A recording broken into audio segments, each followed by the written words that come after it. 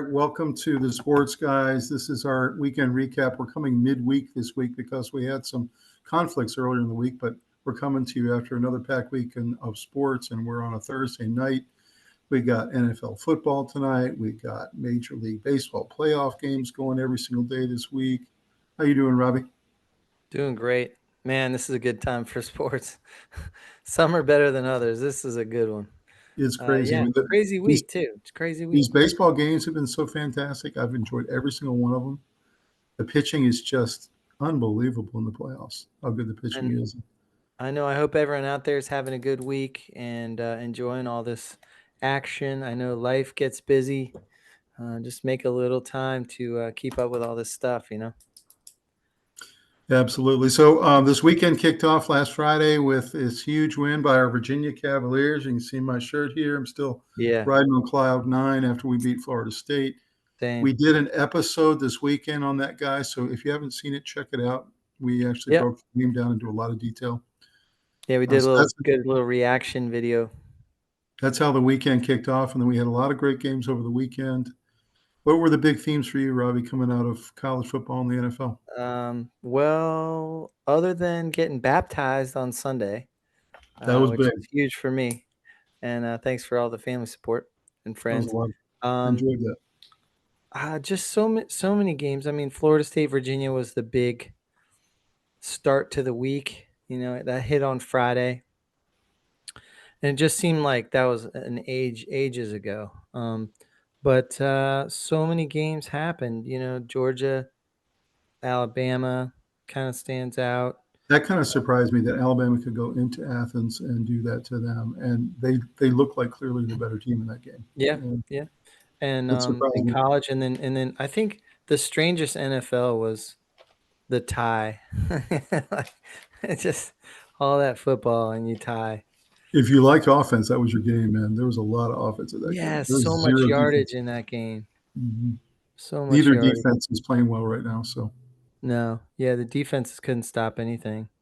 did it Dolphins surprise you got a that win. How about that? Yeah, that was yeah. great? They lost Pretty Tyreek Hill, which is pretty really gruesome sad. injuries this weekend, though. To be Yeah. honest, What did you think of that Tyreek Hill injury? I mean, I saw his knee go the other direction. I couldn't look at it. It was it so was a rough one. gruesome. I know you don't really like those kind of things. You don't do well with that kind of the big injuries. I have a little background in medical, so it's but it was sad because I felt like that really could be the end of his career. He's a small wide receiver, and so his X factor is speed.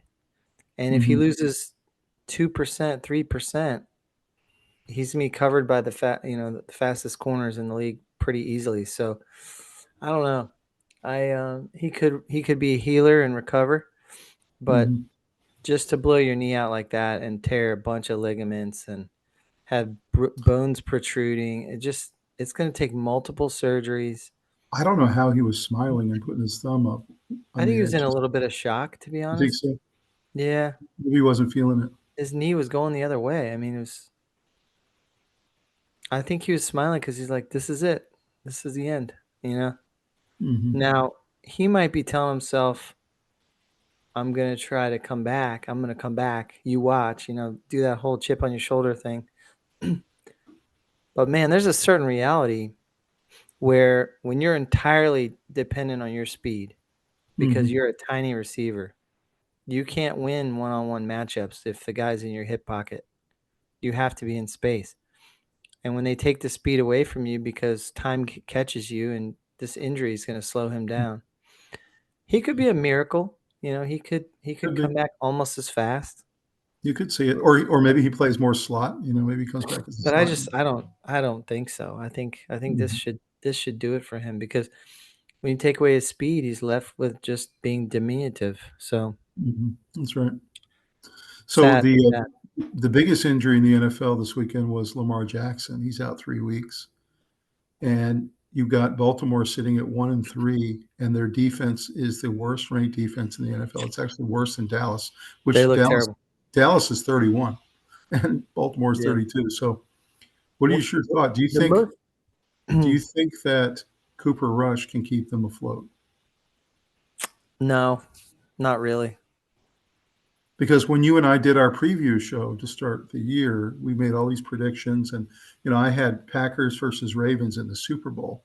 Of course, the one thing you can't see are these kind of big, huge injuries. You just can't foresee it. And You know what's really Joe weird? Burrow is an example. I mean, the Bengals are just nothing without Joe Burrow. I don't know. You know what's really weird about the Ravens this year? A lot of times teams will lose players because they want more money and they'll ship them off somewhere. And so they get worse because of that. Like, I think of Brian Burns leaving the Panthers. They're not better because of it. I mean, when you look at Micah leaving the Cowboys, that doesn't help their defense at all, But the Ravens haven't really lost anybody. They just have the same team and they're worse, It's funny you say that because You got everyone's talking about their defense, and their defense is horrific. It really yeah. is. But I noticed their offensive line's not the same this year because I mean, Derrick Henry Yeah. can't get going the last couple of weeks. There's No, no. and Derrick Henry fumbling as much as he has is very strange.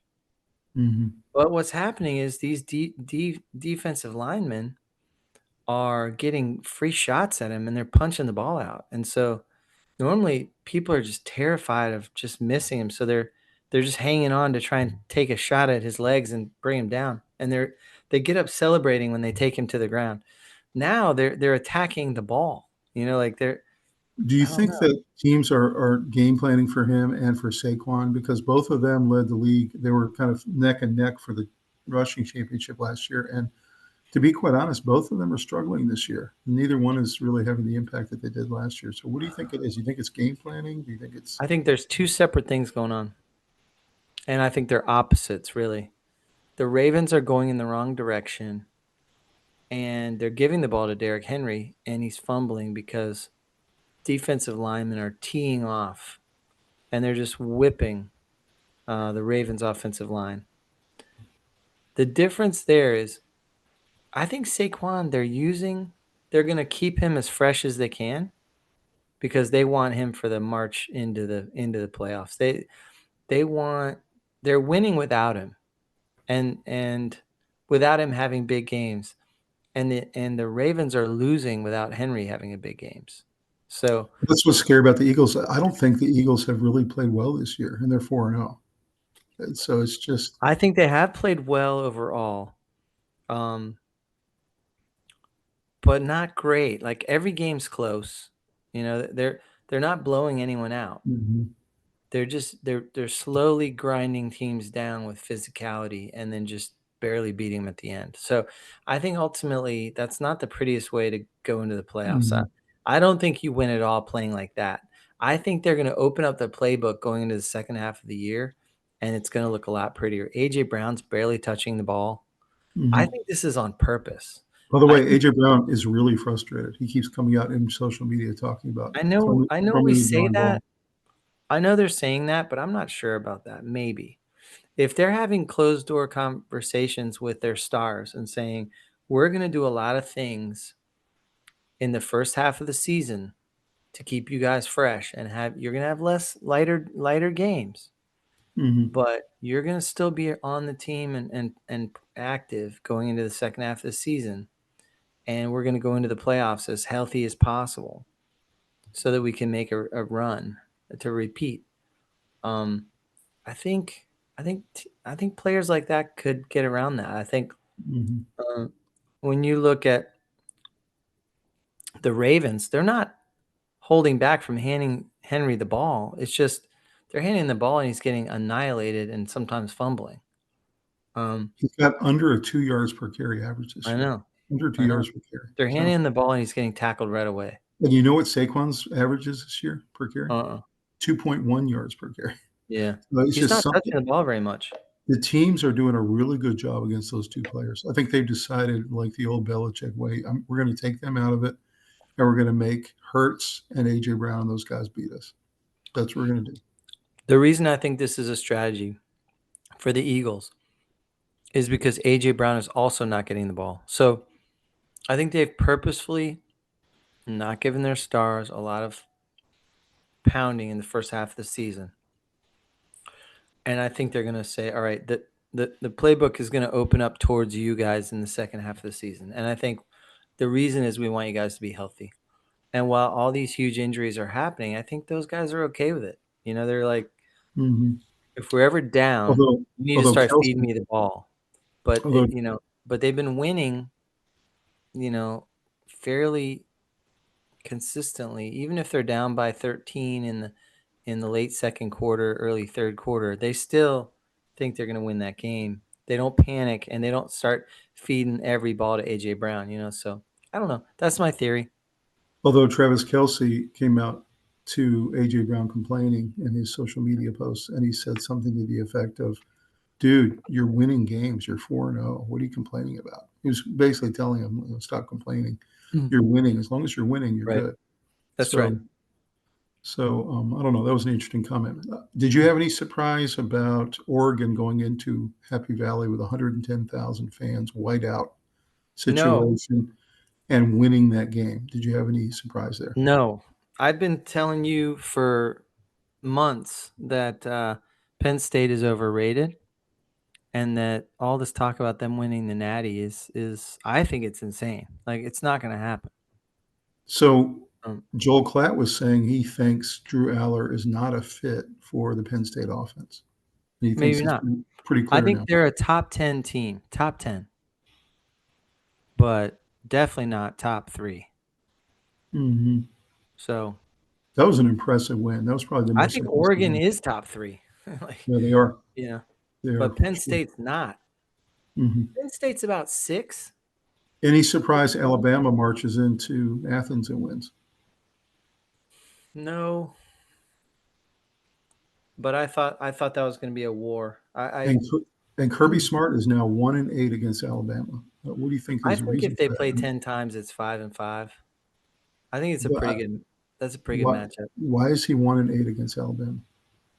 Well, I don't know.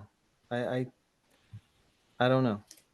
It's I almost like think they have his number because I mean they had the perfect situation lined up. They have Alabama, in what is supposed to be a down year, on the road in Athens with a geeked I up think crowd. Georgia's offense has slipped a little bit. Hmm. They can't really run the ball, which is They disappointing. can't run and they really can't throw this year too well. Stockton only had 130 yards rushing. I mean, Hmm. throwing and a touchdown. Hmm. Like, I don't know. It's Yeah, okay, I guess. that's true. Yeah, but Alabama's got some receivers. They do. They had some receivers. So, but that was a good game. 24-21 is good. I mean, it's It is. So one of the things I noticed when I look at the rankings after week 5 and after week 4 in the NFL is they're completely scrambled from where they were even like 3, 4 weeks ago. Like yeah. all the polls and power rankings are all scrambled. So that's our theme for tonight is power ranking scramble. And what is your theory about that? I mean, it seems like you would be able to predict at least the top 5 of the NFL, the top 5 of college, but it just seems like it's getting more unpredictable. Well, I think the NFL has been unpredictable for a long time. And the truth is, you rarely have the beginning of the season dictate what's going to happen later in the season. It's Hmm. rare. So the teams that are undefeated right now, what is that? Eagles and Bills, Hmm. kind of making me believe they're going to peter out. Like if you go by the law of averages, they're probably not going to be there at the very end. um, and a Although team if that you maybe have a lost top 5 early, QB, if you have a top maybe a 5 team that lost QB, early, like a Texas, might get stronger and come up and get it. So I don't yeah, it's know. interesting. My theory is that no matter what, you're right, the law of averages, but in the end, the best coaches, the best quarterbacks, the best defenses, the Hmm. best coordinators, they're going to win out. And even in college now, you're seeing some of these big programs who bring in these big $2 and $3 million a year type coordinators, and it's having a real effect. Yeah, that's It- true. like Dan Lanning has a really good staff in Oregon, so Yes. it makes a big difference. Yeah, for sure. Well, guys, let's go ahead and review all of the incredible activities that happened this past weekend. Here we go. All right, let's take a moment just to give a shout out to our latest sponsor and our newest sponsor, that is Hard Rock Bet. Hard Rock Bet just launched their app about a month ago, and they're the newest in the market for a great online sports betting site. And their app is fantastic as well. I just downloaded it actually 2 days ago. So we're real excited to have Hard Rock Bet on board. Robbie, what do you think of this new app and this new service? Very excited about it. I've seen a lot of it across the sports landscape, and very excited to have a new sponsor. We're real pumped about that. Very excited that we can be involved with them, and just very excited to get that new sports betting affiliate, getting ourselves sort of involved in a new venture. So that's pretty cool. It's cool to be part of their launch, right? I mean, it just is a new Yeah, yeah, service, the newest one on the market. They timed it for football season, which I think was brilliant.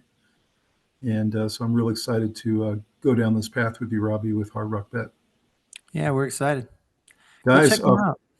check them out. And for their first deposit, they will match up to $150. So if you download the app and deposit $150, they'll match you 100%. So definitely encourage you to do that today. Check out their app and check out their service. And we're looking forward to doing the same. We'll see you next time. See you soon. All right, so this is our power ranking scramble from October 2nd. You have 3 guys who now have emerged in the Heisman race. This is in Vegas, midway through the season. Got Dante Moore, Ty Simpson, and Jeremiah Smith, the receiver for Ohio State. According to Vegas, if you went and bet right now, these are your top odds to get the Heisman. Now, again, 6 weeks from now, this may be completely different. But this is who they've got at the top of the rankings for Heisman right now. Thoughts about that, and how different is this compared to what we were looking at even 3-4 weeks ago, where we had Nussmeier and Aller and all these guys that have seemed to just kind of drop out of the picture now. I'm going to predict right now that a lot of those guys get back into the picture. Not necessarily Heisman, but late first round pick consideration. Aller, Nussmeier, all these guys, they've put a lot of tape out there, and they're going through a little rocky part of their season. And I don't think they're going to win the Heisman, but I think top tier quarterbacks are so valuable that Do you think? teams will spend a first round I pick on agree. it. Do you think this might be one of those rare years that happens like every 25 years where a wide receiver can win it? Oh yeah, could, yeah. I still think the edge goes to quarterbacks, but Mhm. wide receiver could win it. If it's not a quarterback, it's going to most likely be a wide receiver. And do you think that, I mean, a lot of people think Dante Moore, his coming out party was this Penn State game on the road in front of the whiteout. He played incredibly well and is now leading the Heisman race. And this is a kid who came from UCLA last year and was just kind of okay. Yeah. As a matter of fact, people were really critical of Lanning bringing him in to be Oregon's quarterback to take over for Dylan Gabriel, because he really wasn't that great at UCLA. And this goes to what you and I talk about every week about situation. You know, he goes into a great Yeah. situation with a great coach and a great staff. He's very athletic. He's got a really good arm. He makes good decisions. He doesn't turn the ball over. And all of a sudden, he's got Oregon at number 2 in the country. So thoughts about Moore and his rise? I'll tell you, Lanning's got it going. He's got it rolling in the right direction. I love what he does with his quarterbacks. He builds a really good roster around them every single year. They're so well funded that they can do the NIL stuff. They always had the equipment and the facilities, and they just Mhm. and then Nike does deals with all of them. So they have a huge advantage. And when Mhm. you have a great coach also, it's kind of not fair. I'm kind of surprised they haven't won a natty in a while. Like I know, me too. It um, has been a while. maybe ever. They got a Has shot Oregon this year. has Oregon ever won the natty? I know that Oregon every year is up there in the top 5, and they haven't been able to get it done. I think it's only a matter of time. The depth, the money flowing into that program, the good young coaches, they kind of have everything you need to give yourself a shot every year. So, but Ty Simpson's the one that's really surprised me. You know, Yeah, I being was up going to there. ask you about that because 4 weeks ago we had written Ty Simpson off. Mm. and said that Alabama was toast and that DeBoer was going to get fired. And 4 weeks I later, wasn't saying that. I four wasn't weeks saying that. later, they may be the second hottest team in football, and Ty Simpson's playing really well. So, Well, they have a really nice win to build on here. They're having a decent season. Rough start, so but beating Georgia, I mean that'll right your ship every time.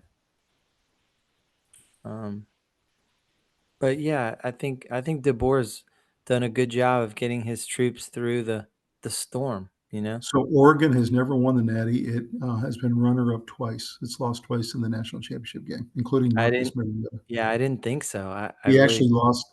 Says that he lost to Ohio State. Yep. So there you go. Yeah, I remember that one. I just couldn't think back, what happened 20 years ago. I was thinking, Mhm. did they get Or one? maybe they'll break through one of these years, and maybe this is the year. I mean, they certainly have a shot. But that's my point. They're playing Do I well think enough. Ohio State is unbeatable this year with a freshman quarterback? No, I don't think they're unbeatable. Do I think that any SEC team that pops up there is unbeatable? No. I think if Oregon's going to do it, this would be one of their best years to take their shot. I think you're right. 100%. But here's another thing. All those guys, Nussmeier and Aller and guys like that, Mhm. all falling off the face of the earth in terms of recognition Arch Manning. over the course of a couple weeks, like Arch Manning and Mhm. all them, it can Yep. easily swing and they're back on top with a good win somewhere. Right. And within 2 weeks, they can be back in not necessarily Heisman, but they could be talk of first round pick status. And Like that's what Aller and Nussmeier need because both of them are going to yeah, the NFL next year. yeah, They both need their star ascending, not descending. And what they need is they yeah. need to rattle off about 4 wins in a row, including Ohio State. They need, And you know what? they need, They could do it. So they that need a that big win. I think you'd be a fool if you were a scout to turn your back on these guys because they're going through a rough patch of their season. You look at all the teams in the top 10, almost all of them have at least one big win, and Penn State doesn't. And so, Yeah. they've got to get that. I mean, especially to save their coach because, there's a lot of rumblings about Franklin, how he can never win the big Well, game. I think it's some unfair expectations. I don't think they're as good as their hype. And so the expectations they're going to win that huge game is too high. I mean, I think they just aren't quite that good. I think they're about 7 or 8 in the country. And Mhm. when they play 1, 2, or 3, they're going to lose probably. And that's just the way it is. It's true. So in the NFL, you got two teams left that are undefeated. You got the defending Super Bowl champion Eagles and Jalen Hurts. We talked about how they really haven't seemed like they played their best yet this year, and yet they're so deep and they're such a good roster that they just find ways to win. Mm. They use the tush push better than anybody else, and they just always pick up 4th and 1s, and they just keep the chains moving, and they just find a way to get it done, even though their stars haven't really played that well. And you've Yeah, got they're doing it without their stars shining real brightly. So that's pretty that's right. amazing. It's amazing. It is because the Ravens can't do that clearly. So, Yeah. and then you've got the reigning MVP in Josh Allen. The Bills are 4-0. A lot of people complaining that they haven't really played anybody yet. We'll see when they actually play a real team. That's not totally true because they beat the Ravens, but the Ravens win's looking less and less impressive with the way they played this year. Thoughts about these two teams? Could we possibly see these two teams in the Super Bowl? Very impressive teams. Good rosters. I think the expectations for the Bills is very high, even though expectations for their defense is relatively low. Mhm. Um, I think that's a lot of pressure on Allen. But I Well, will I will say that I think that the AFC is down a little, so I think this might be a good year for them to get through some of these teams. I mean, Kansas City is not even a shadow of itself. You've got very few other teams that are way up there. I mean, you got Joe Burrow on a team that's sputtering. I mean, who's going to beat the Bills? Who's an AFC team that's going to beat the Bills? I don't really see one, to be honest. You can't say that the Broncos. Who's the only Probably team they're not. scared of is the Chiefs. Yeah, I hate to say Yeah. that because No, it's they've true. been so. They're the only team that could be. And they'll probably beat them this year. But I'll give you like 3 or 4 NFC teams that'll beat the Bills, Yeah, I agree. I agree. So NFC is the loaded. NFC's back up. It is. It's totally loaded. I could see these two teams being in the Super Bowl. I don't see any reason why they couldn't both be there. Now, That would be a good Super Bowl. That'd there's be a no good. guarantee that they can get there because there's going to be injuries. There's going to be all kinds of things that happen. I Yeah. still think the Eagles are gettable the way they've been I playing. think the Lions are the best team in football, and I That's think possible. they could beat the Eagles. For sure. Would I bet huge money on it at Hard Rock Bet? Probably not. No. I'd probably drop a small little nugget on there. But I think Detroit is a juggernaut that's just slowly They building. are. And They everyone really are. thinks of them as this banged up, injured team from last year. Whew, they're not injured right now. Every team has a little lull in the season. Even the teams that go like 14-3 will have a little lull. They'll lose back-to-back games. Everyone's like, Yeah. "Oh no!" Well, you know what? The Lions had theirs early in the year. It's just as simple as that, and they're back. It wasn't even a lull. It was a poor game. Yeah. If you looked at the blocking schemes, they were missing blocks and letting guys run free at Goff. And he can't play in a situation I like that. haven't seen that since that first Yeah. game, Tom. They've been pancaking people. That's right. Like it's like a different offensive line, but it's the same guys. It's That's like true. check out the offensive line play. It all starts right there. Their defense True. is ball hawking and extremely they take advantage of matchups. They're real athletic. They're aggressive. They have a chip on their shoulder. They love hitting. They're fast. They're powerful. They can't. But at the end of the day, it starts with offensive line. They set the tone, and Goff's back there, and nobody's touching him. Yeah, Like they really are fantastic. they're bulldozing people, and they had a really poor game against the Packers. And yeah, you give credit to the Packers, but you saw a weird situation where those Lions were missing blocks. You know what? And It wasn't just missing blocks. The Lions also had a bad defensive game in that game. yeah, And it as was soon a as the Packers went up against the number one defense in the league in the Browns, they only scored 10 points. So, Lions had just a bad game all around. They had I a think bad game, all three and phases. it's not. There's no excuse for it, and it's not making Yeah, excuses. It just is no, what it is. It was a bad game, that's right. and you know what? They kind of needed it. I think I think so too. they went into the locker room and they watched film that week, and it was embarrassing, and they're kind of mad about it. So the next thing that happened this week was Major League Baseball kicked off its playoffs. We're in day 3 of the playoffs right now. It's been really fantastic. 3 of the 4 series that have been underway are sitting at 1-1. And we had real fun baseball so far. Yes, the Dodgers did close out last night in game 2. The Cincinnati Reds just really were overmatched in this series. Yeah. But Ohtani in the first game bashed his 2 home runs and just looked absolutely unbelievable in that game. He had 2 of the fastest off of the bat in terms of miles per hour in MLB history. One of them was 117 miles an hour off the bat. Yeah, he's healthy. So what are your thoughts about the baseball season? My boy's favorite player is Ellie De La Cruz, so I'm sad to see him go out. Yeah. But if you look at rosters, it doesn't get better than the Dodgers. He just it's an felt like unfair he didn't have fight. enough around him. He didn't have enough around him. Ellie brings a knife to a gunfight. You know what I mean? Like, yeah, that's right. He's so good. And if he was on the Dodgers, he might be their best player. I don't know, but I got to tell you, after watching the games this week, I am particularly excited about this run to the World Series. I think this is going to be a really great playoff. Yeah, I think so too. I'm pretty pumped. I think there's just a lot of good players in the bigs right now that are exciting to watch. They're extremely high performing. It's true. Yeah, it's good. This is really good. Let's look at day 1 of those playoffs that kicked off on Tuesday. The Tigers take out the Guardians in game 1. This is the kind of game that you're expecting in the playoffs. Very low scoring, trying to scratch out runs. They were bunting to move guys over. Yeah, like small ball. sacrificing. This guy, Skubal, is considered the number one pitcher in the entire MLB. He's the Mm-hmm. best pitcher in the league. And he got the win. Tigers take that game 2-1. Then it goes over to the Cubs, who take the first game 3-1 against the Padres. Another really low scoring, kind of standard National League playoff game, very few runs. So the Cubs played really, really well this season. There are a lot of people rooting for them. Mm-hmm. Then the Red Sox take game 1 against the Yankees in kind of a shocking situation in New York.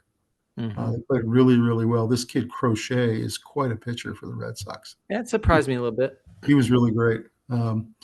So what was interesting about that game is the first time in playoff history, and we're talking about 90 plus years, that a team has loaded the bases in the ninth inning and not come away with a run.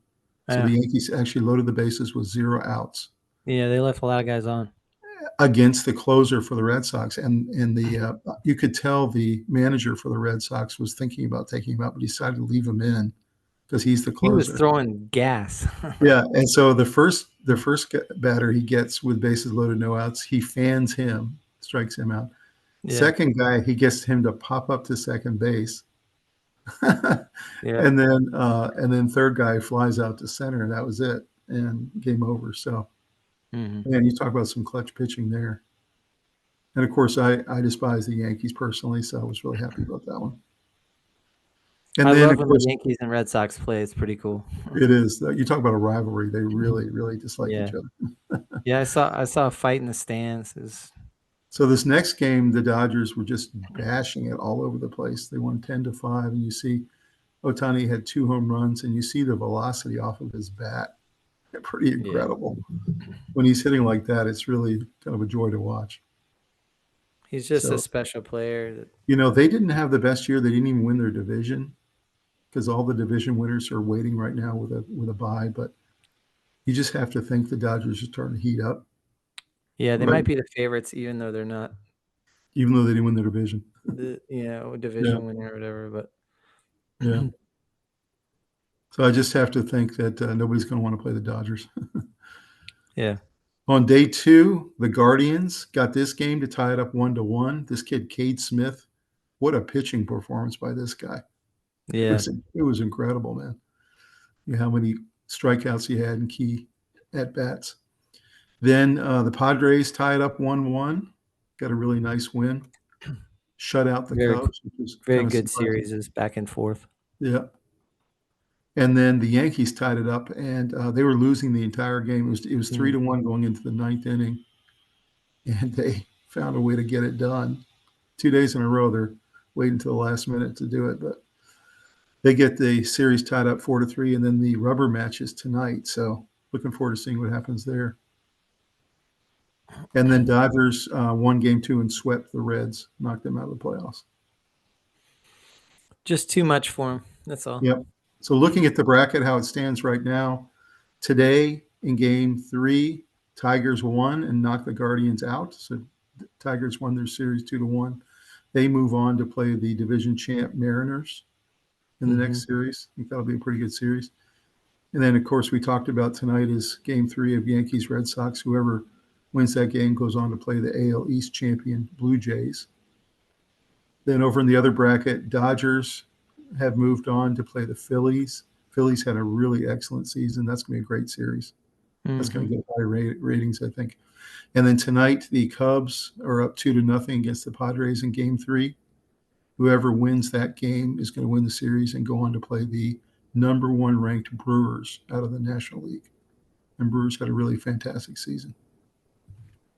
So, Robbie, while we're paused here, who are you riding with? Who's your ride or die team? Who do you think is going to win the whole thing? Got to go Dodgers. Not who do you wish, but who do you think is going to win it? Yeah, you got to go Dodgers. Just the experience, the depth, every level of the organization is outstanding. They have everything. They have the best players. They have the deepest team. They have the biggest payroll. They have, it's. I just think they have so much offense. I just can't see anybody stopping them now. Yeah, the Brewers might, Maybe. Brewers are really good. I think if they get by the Brewers, the Dodgers win it all. I think so too. I think But it whoever should be wins, Dodgers Brewers. That's the one you listen, everybody, people out there. Check out these series. They're good. I think very comfortably that Dodgers, Phillies, and Brewers, those three teams are the three best Yeah. teams in baseball. Yeah. So one of those three is going to win it. That's what I believe. I'm going to go Brewers, man. I think this is their year. I wouldn't be surprised. I think they win the whole thing. They've I just really do. quietly put together a really good I team. think they win the whole thing. I think their series against the Dodgers, if it happens, would be like a Game 6, Game 7 situation. It Really, certainly really might change direction and not happen, but I think it's going to happen. Dodgers Brewers, and I don't know. That's a coin flip. it is. A lot might come down to just one or two at bats at a special time during the game to swing That's right. from a 1-1 tie all the way into the eighth, and you get a couple runs and just hang on. Do you know what is super cool about the Red Sox Yankee series in the third game tonight? What? The starting pitcher is 23-year-old Connolly Hurley, who played for Virginia last year. He's a rookie, and it's his first playoff start. Wow.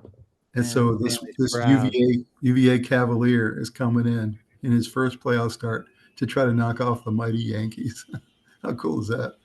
Let's So go. believe me, I'm going to be watching football tonight because that's a great game, LA and 49ers. But Yeah. you know I'll be flipping over to see how Early's doing against the Yankees. Oh, yeah. Yeah, we got to check out all of that. And you guys don't know this, but when we were kids, our grandfather used to take us to a lot of Red Sox games. We used to go see the Green Monster. So I've always I kind feel of really at home in Fenway Park, yeah. I always look at them like if the Orioles can't be in it, I'm for the Sox. So Yeah, that's right. yeah. Our teams aren't alive anymore, so. All right, so the college football scoreboard, of course, we talked about, led off Friday night with this unbelievable game. It has been broken Incredible. down by so many different podcasters. It's crazy. We did, of course, our episode over the weekend, but any more time to think about this week and what the ramifications are for both programs? I was just so proud of Chandler Morris and how he played and overcoming interceptions. He had a QBR of 92.2 and he threw 3 interceptions. Like that means everything else is going well, you know. He had 8 rushes for 37 yards and 3 rushing touchdowns. He had a tremendous game. He Did you see carried the some team. interviews with him this week, like the one he had on ESPN? I mean, he's just a great kid. Like I'm He's a really good kid. happy for him just because he's a great kid. Yeah. He's a And coach's kid. let's face it, there was a lot to like with Florida State. I mean, Deuce Robinson. Oh, yeah. Absolutely. So Florida State season's not over or anything. I mean, Deuce Robinson is scary, by the way. They're a good Guy's team. unbelievable. And I think this game coming up, Miami, Florida State, this coming weekend, is going to tell you a lot about the playoff. But have you seen a Virginia offense look like this in a while? They're just so dynamic. I love the play calling. They're in motion all the time. They're always doing misdirection, and this. I love the play calling. I feel like it's not just run, throw, punt, run, throw, punt, like it was in the past. They're mixing it up. A lot of different kinds of play. When it's not there, Chandler Morris will run.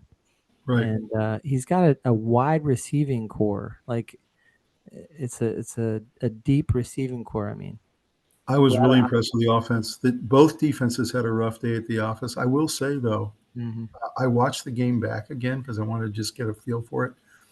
I was really proud of Virginia's defense in the fourth quarter and overtime. Yeah. They really were gutting it out. They were getting quite a bit of pressure on Castellanos. They were rushing Castellanos. And they got a lot more pressure than Florida State did. And really proud of those guys, man. I mean, they had a really tough day, but they just stayed after it. And I don't know. I really like this team. So really happy with that win, obviously. And obviously the field rush was spectacular. That was something else. In our episode we talked about this weekend, guys, we went into the field storming a little bit. So yeah, check that episode out. I saw a guy today who is not affiliated with either Virginia or anything, and he said, so Virginia had to pay $50,000 fine for the students to rush the field. And he paused and he goes, totally worth it. Totally worth it. Totally worth it. Totally worth it. I think that's right. It's You know, true. They're definitely over 50,000. it. That's nothing for these guys. This next game was for supremacy in the Big 12. TCU and Arizona State, two of the better teams in the Big 12. And there's a lot of good teams in the Big 12 this year, actually, Yeah. with Utah and several of the other big teams, Iowa State. But this was one of those knockout, drag-out games, really, really tight game, well coached, well played by both quarterbacks. Mm-hmm. Any thoughts about this one? Sam Levitt's still going up the boards, and they find a way to Let get it it look done good. against a Let it really look good TCU team. QBR of what was it 94.4? No, Mm-hmm. 74.4. Just really, really good. And here's the thing. Arizona State was down 17-0 late in the Mm-hmm. second quarter. They were. And they marched back. And that's leadership. You can't do that unless you have an excellent quarterback. You're not going And to by come the back way, like TCU is a really good team. a really This good is team. not just any win. They're a really good team. They were top. They were 24th in the country. Yeah. And but at the end of the day, Arizona State's defense came up huge. 6 Mm-hmm. sacks, 13 tackles for loss, 2 INTs, and a fumble recovery. You That's know, huge. That's production. we were wondering whether Arizona State could repeat what they did last year without Scadaboo, and there was some doubt there. But I don't know, the way they play really tough, they never give up. They're well coached. It's possible. Arizona State definitely won some statistical advantages. Arizona State definitely won some stats. They had 25 first downs to TCU's Mm-hmm. 15. Yep. They had 500 yards to TCU's 271. And rushing yards, Tom, 209 Arizona State, 12 for TCU. So you're saying they can run the ball without Scadaboo? They can run the ball without Scadaboo. And Yeah. it was just offensively, they kind of dominated after they Mm-hmm. got punched in the mouth a little bit in the first quarter. It was an First and impressive second win quarter. for Yeah. sure. Ohio State takes care of business against Washington, 24-6. Not a lot of scoring in this game, and there's already been some rumblings. Although Ohio State's sitting at 4-0, they're number one in the country. You know, their fan base is never satisfied, and they're saying that they think Sayan's going to hold them back. And I mean, the kid was 22 for 28. I don't know about holding him back. Maybe he's not quite as dynamic as Dante Moore, but I think he was outstanding. I mean, QBR 88.9. and Jeremiah Smith Fantastic. had one of his best games of his career. He looked You really know what good. stat jumped out at me? Third down conversions, 6 for 10 Ohio State. Anything over one out of 3 is really pretty good. Like if you get Mm-hmm. close to half, you're really good. Mm-hmm. And 1 for 11 for Washington. You know, I just look at their complaints as like that's they're just that's never keeping satisfied. drives alive. Those Yeah, plays. right. That's all the difference in the whole game. And they were playing a 3-0 Washington team. It wasn't like they were playing a MAC team. You know what I mean? Yeah. So I don't know. Defensively, Ohio State had 6 sacks and 9 tackles for loss. I mean, Right. Exactly. Yeah. I mean, yeah, they they're just a dominated. great team. They're a great team. So this was, of course, I told you the most surprising game of the weekend for me, at least for me, and that was I wasn't sure anybody in the Big Ten except for maybe Ohio State could go into Happy Valley with 110,000 fans and white out and all the pressure that's on Franklin because he can never win the big game and go in there and play the way Dante Moore did and pull out this victory 30-24. It was really impressive. It was a 2 overtime game, and it could have gone either way if you're going to be honest. But if anybody asks me, am I shocked by it? No, I think Penn State has been overrated the whole time. It's not their fault they're overrated. Mm-hmm. It's the media's fault for making them like next national champions. Mm-hmm. Statistically, Oregon kind of beat up on them a little bit. They did. 424 yards to 276, 20 first downs to 15. Oregon's D got some sacks. That Penn was the State thing I got noticed 0 in that sacks. game. 0 sacks. That was the thing I noticed in that game is Penn State's defense was so touted going into it, and yet it Yeah. was Oregon's defense was much more impressive. They were really impressive this game. Yeah, I mean, you expect. I mean, look at who Penn State has put in the pros recently. on defensive ends and Mm-hmm. like pass rushers. Pretty good stuff. Doesn't feel like they have one of those guys on this roster right now. Maybe they do.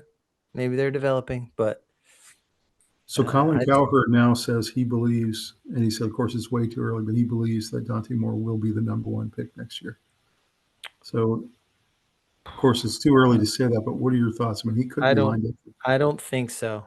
I don't think that's what's going to happen, but I think people are looking at I mean, if he goes on and they win the Natty and he wins the Heisman Trophy or something like that, I think he will be. maybe. Who else is going to be? I don't He's know. got all the tools. Probably a Notre Dame offensive lineman or something, like a Utah offensive lineman. Well, it depends who's picking, of course, right?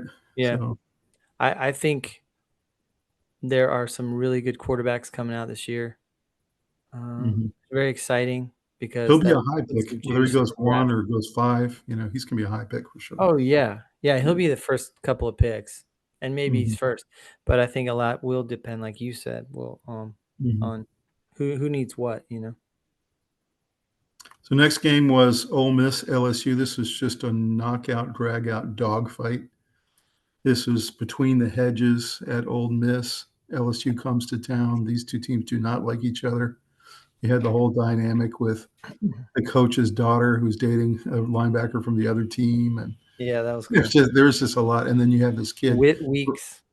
Ole Miss Chambliss, the quarterback for Ole Miss, that has a Yeah. really interesting path to being an SEC quarterback. He was essentially a Yeah. zero-star recruit, joined a D2 team, did really well with them, then came up and played for a really bad D1 program, and then just kept moving up, and now has himself positioned to be, one of the top 3 or 4 quarterbacks in college. I gotta say, I think he might be the most underrated quarterback in college football. He's playing really well. Yeah. He's outstanding. Any surprise here? Ole Miss picks this one off, goes to 5-0, and LSU continues their struggles on offense. I again point to third down conversions. That's where you're keeping your drives alive and keeping plays going. LSU 2 for 11 and Ole Miss 8 for 16. Mm-hmm. You're converting, you're moving the chains. You keep the defense on the field. You keep marching down the field. And you talked about Nussmeier might be able to turn it around, but he has not been good this year in the 5 games he's played. And Chambliss was by far the best quarterback on the field, and he wasn't close. So Yeah, I think Nussmeier's gonna be just fine. If I'm a pro team, I'm looking at him pretty seriously. But do I don't love LSU's offense. It's not all the quarterback's fault. you think it's scheme? I mean, it's just Scheme, there's it's something wrong with it. personnel. I don't They're think not they're as they're not loaded. running the ball very well. I don't I think don't they know. have the wide receivers that they've had for the last 10 years, every single year. They have good wide receivers, but I mean, it's wide receiver you. You'd think they'd have Ryan Williams or what's his name from Ohio State, but they don't have somebody like that. I think The announcers were LSU's talking about that. problem is their offense. The announcers are talking about that during the game about the wide receiver angle that you just mentioned. We Mhm. talked about that in our weekend recap last week too.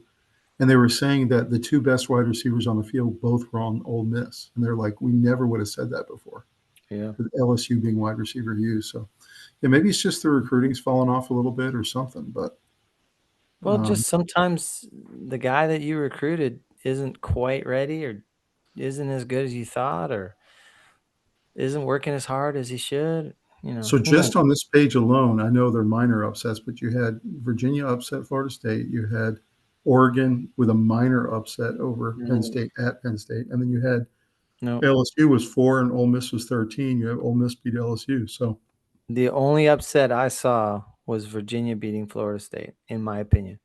yeah, That's an unranked team beating a top 25. you're saying some of these other ones are minor upsets. It's minor. If you have 12 versus 6 and 12 wins, that's not an upset. Not Yeah, really. yeah. So Unranked then, versus ranked, that's upset. so my most surprising game of the week, of course, Virginia, Florida State. Second was Oregon, Penn State at Penn State. And my third Mm-hmm. was Alabama going into Georgia and beating them 24-21 and making Kirby Smart 1-8 against Alabama. And Ty Simpson looking like he was promised to be really, really good in this game. So what are your thoughts here? And even the Alabama defense looked better than the Georgia defense. Yeah, I think Georgia kind of had a choppy game, wasn't great. Very low production offensively. I just think it was a really tight game, and Alabama just looked slightly better, Mm-hmm. a little better at the quarterback position, and I You think think maybe Stockton's going to be able to develop and improve? Because yeah, I think he's fine. he's just been kind of okay. I think Auburn's D played pretty well that day, and they're loaded on defense, of course, and they played just well enough offensively, and they won by 3. So Mm-hmm. it wasn't like a blowout. It's true. Really tight fought SEC contest. You Yeah, expect a home team to win by 3, not the what you expect, visiting team. But really, when you put these matchups together, these great teams, anybody can come out on top. It really comes down to like 2 or I 3 will points. say that the surprise from the weekend wasn't that there were upsets, because there really weren't very many, but that a lot of home teams lost. That was surprising, That was a little especially in surprising. these big matchups. Yeah, yeah. Yeah, that really was. I would always give Georgia and Penn State the advantage here because of the But in home. my opinion, Alabama beating Georgia is not really an upset. So then this next game was really a classic SEC battle, very low scoring. Defenses were really solid on both sides of the ball. Auburn goes into Texas A&M and loses 16-10. A&M goes to 4-0. They were looking really good this year, and both defenses really were dominating the offenses most of the day. Mm-hmm. Thoughts about this classic SEC matchup? It was a good one. I mean, Le'Veon Moss had 139 rushing yards and a touchdown for A&M. And A&M had 5 sacks and 6 tackles for loss. Mm-hmm. Marcel Reed, didn't have a tremendous game, but did just enough. Mm-hmm. But again, third down stat, Auburn 0 for 13 and A&M Wow. 3 for 14. So That's just futility. yeah, that's keeping enough drives alive to score, and the other And this team. game looks really close, but Auburn scored at trash time in the fourth quarter. So it just Yeah, that's right. A&M was the better team. If you look at the stats, they point to A&M. Yeah. First downs 21-9, yards 414 to 177, Mm-hmm. rushing yards 207 for A&M to 52, Mm-hmm. time of possession 34 to 25. Just very heavily weighted towards A&M, and you can You still notice beat a team that's beating you statistically like that, but it's rare. It's pretty rare. you notice A&M has crept up into the top 10 now. They just keep winning every week. So Yeah. they're a dangerous team. They're loaded from NIL money. They are. So Indiana, unlike the week before when they drubbed Indiana, had drubbed.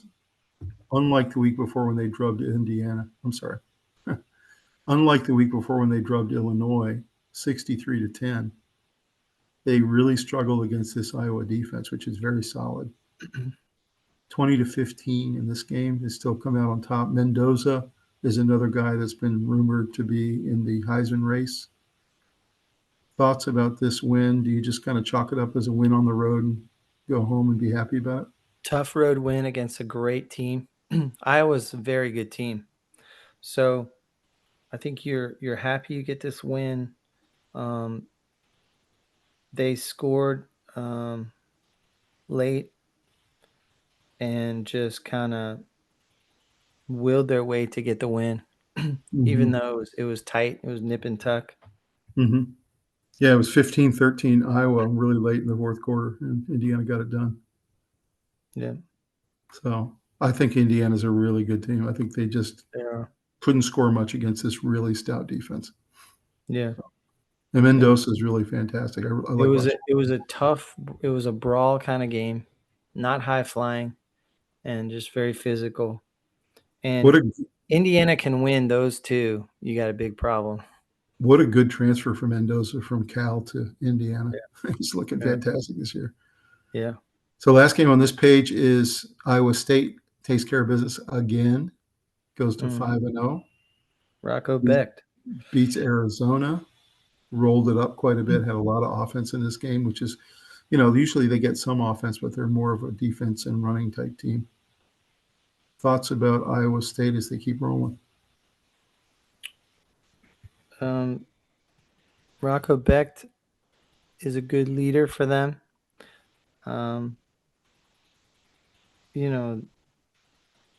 They had some nice throwing plays to their wide receivers.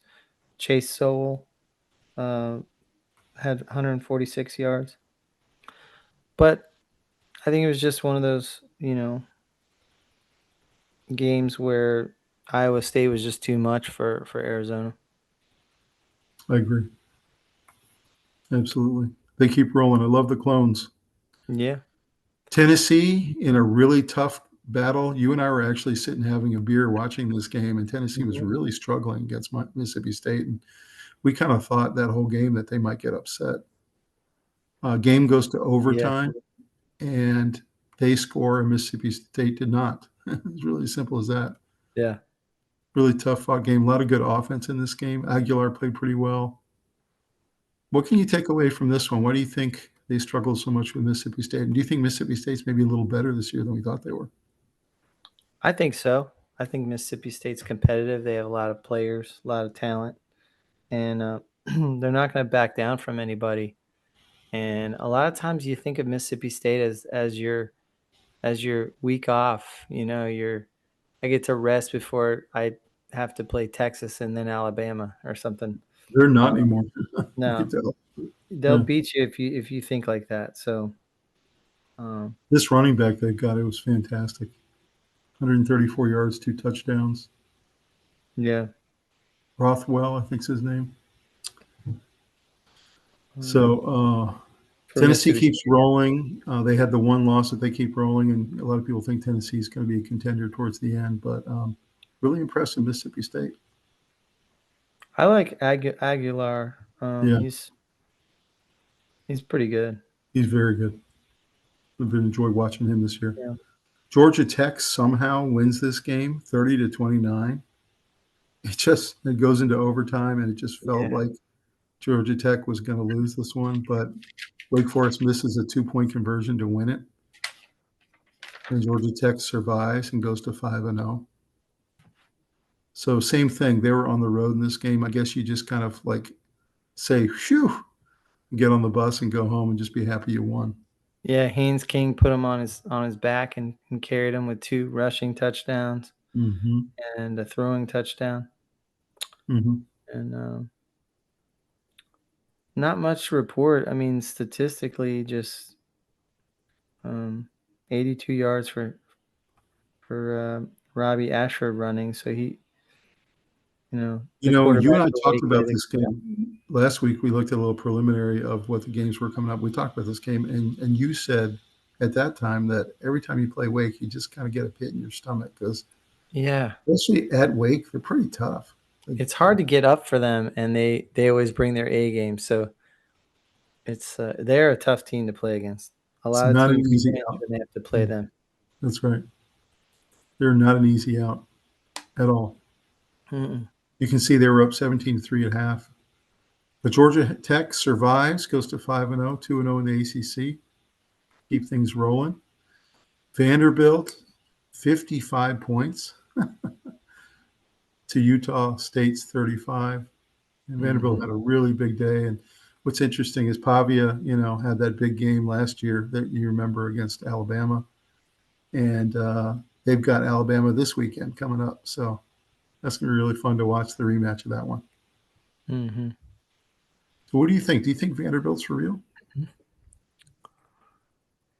Yes and no. I mean, they're a good SEC team, but they're going to get steamrolled when they have the top competition. But against non-SEC teams, it's just a higher level of talent. So do I think they're going to beat Alabama again one day? No. Well, we're going to find out this weekend because Bama has circled this one early in the season because of the loss last year. They. Hey, let's edit that out if they do beat them. I'm just Yeah, kidding. exactly. No, I Yeah, think so Alabama. I think Vanderbilt's got a good shot, but do I think they're going to beat the Texas and Georgias of the world? Not usually, no. we'll see. Missouri, a lot of people are not talking about Missouri. I think they're a Yep. lot better than we thought. They're 5-0.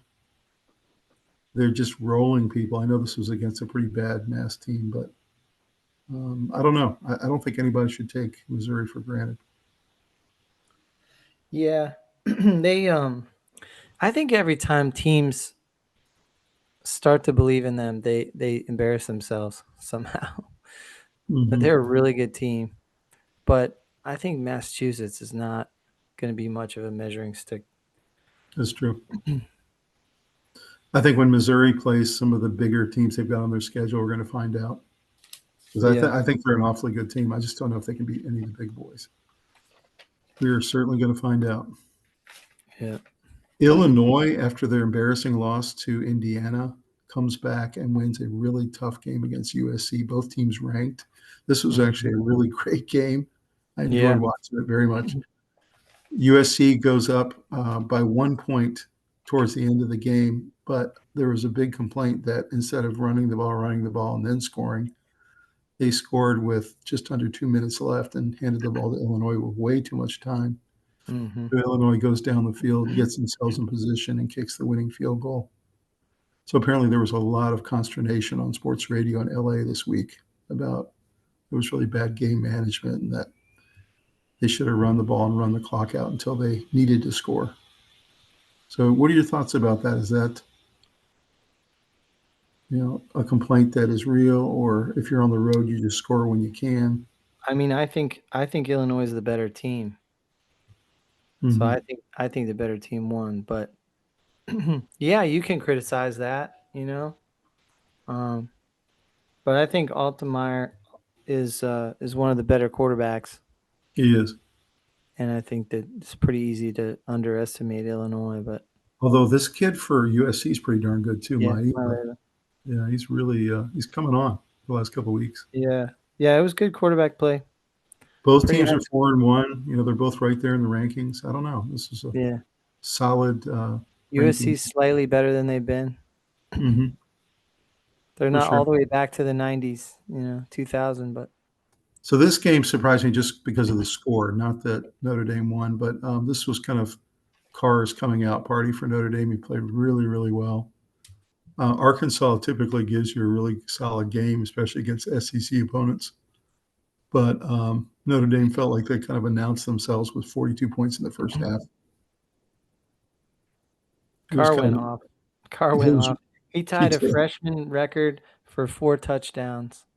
Um, and he led drives of 75 yards, 73 yards, 75 yards, 70 yards, 75 yards, and 45 yards. That's just not being stopped. I mean, Carr Do you think that played well. do you think this was his coming out party? In some ways, yeah.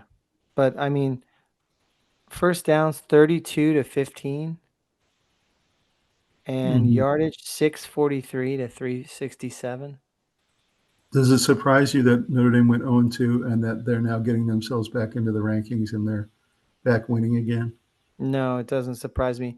They have one of the best recruiting NIL transfer portal draws in the country. So I think they're they're going to just get better as they gel together better.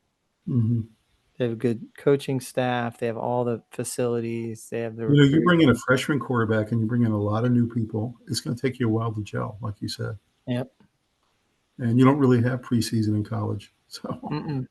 you know, No. looks to me like they've figured out a formula that works. So this game was interesting. Colorado was really feeling kind of desperate. They had lost two in a row. After going 2-0 to start the year, they had lost two in a row, and they really felt like they wanted to prove themselves against a really good BYU team. And it was a very tough match all the way down to the end, but BYU comes out on top in Colorado, 24-21. So what are your thoughts about this one? What are your thoughts about Colorado with three straight losses? I think that Dion is struggling. I think it's a struggle bus without NFL players on your roster. How do you think he turns this around? I mean, the Big 12 is very competitive this year. There's a lot of good teams in the Big 12. How does he turn this around? I mean, he's going to have to coach his way out of it. He's going to have good game plans. He's going to have to work with them in off weeks. Lots of game study, and he's I don't know. I don't know if he Or can. is he in rebuilding mode for a year or two before he? Yeah, I'd say that's more likely. That's Yeah, kind of the looks like reality. he's rebuilding this You year. lose Shador and Travis Hunter, that's gonna hurt. For sure. So Duke whoops Syracuse, and this is the week after Syracuse beats Clemson. This score was very surprising to me. I knew Duke was pretty good, but for them to go on the road to Syracuse and whip them 38-3, did you see that coming? Not really. I felt like they were gonna win that game, but I did not see it being like that, a crushing. And what does this say about Clemson that they can't handle Syracuse? Clemson's on the ropes right now, but I don't know. I don't know. There's been some slippage at Clemson. I think Duke might be a little better than we thought because they looked really impressive in this game. Yeah. And they got a really solid defense. So Virginia Tech, unfortunately, knocks off NC State. I was very much looking forward to an NC State victory in this one. Bailey was okay, but he continues to kind of shrink up in the fourth quarter sometimes. The NC State Wolfpack could not get any running going. They averaged 2 yards a carry. Virginia Tech averaged 9 yards a carry. I think that's kind of the story of the game. So what are your thoughts about this one? Very disappointing at home, and people are calling for Dorn's head again. Yeah, it was a disappointing game. I was constantly watching pieces of it, and then I'd go away for a minute and come back, and it just never felt like they were in that game. Even when the score said they were. I don't know. I kept assuming I was going to come back and NC State would be down. So another year where NC State, they think they're going to come in second or third in the ACC, and they're not quite that good. Is that what we're thinking here? Yeah, I think they're about I fifth don't in think the ACC. I don't think Virginia Tech's very good, so No. that's why this is surprising. No, I think NC State beats them most of the time. But it wasn't their weekend. Yeah, I don't think Virginia Tech's very good, but I mean, maybe I'm wrong. Maybe they're a little better. Well, okay, hold on a second. I think they're loaded with defensive players, NFL defense, corners, linebackers, defensive linemen, and then they've got decent offensive players. So and they ran the ball really well, which was impressive. yeah, they really had a lot of yardage on the ground. So looking at the Heisman odds, Dante Moore now in first, Ty Simpson second, Jeremiah Smith third. Other contenders, Carson Beck in Miami, Fernando Mendoza, Trinidad Chambliss. We talked about him at Ole Miss. These odds will fluctuate up and down throughout the season, but do you feel pretty confident one of these six will win it, or you think there could be a dark horse that comes out of nowhere? Yeah. That's where it sits right now. I think it's going to change a lot. Do you think there could be a dark horse later in the year? Yeah. I mean, teams start winning. If Carson Beck is able to pull off this win this weekend, I think there's a lot of possibility for movement here. Any of these guys that have been flat on their back the first part of the season, you think they could go on a run like a Nussmeier? Nussmeier, like a Drew Aller. Yeah. Let's face it, if Penn State wins and gets into the finals or wins the whole thing, Aller's a serious contender. You think Chandler Morris could get up in there, or do you think? No. Probably not, right? No. Well, this is an interesting list. I have a feeling it's likely it'll be one of these six that wins it. We'll have to see what happens as we go. Here's your top 25 for the week. Ohio State remains 1, Oregon all the way up to 2, Miami at 3, Ole Miss at 4, Oklahoma 5, even without Mateer, which is I'm not sure how they're going to look without him, but we'll see. A&M all the way up to 6. Penn State drops from 2 to 7. Indiana up to 8. Texas all the way back up to 9. They had dropped down to 21. Bama has creeped back up into the top 10. You got Texas Tech. You got Georgia took a free fall after their loss. LSU also fell after their loss. Iowa State at 14 and Tennessee at 15. And then, of course, our Virginia Cavaliers, for the first time in 10 years, are actually ranked at 24. So thoughts about this top 25? Anything you got a problem with?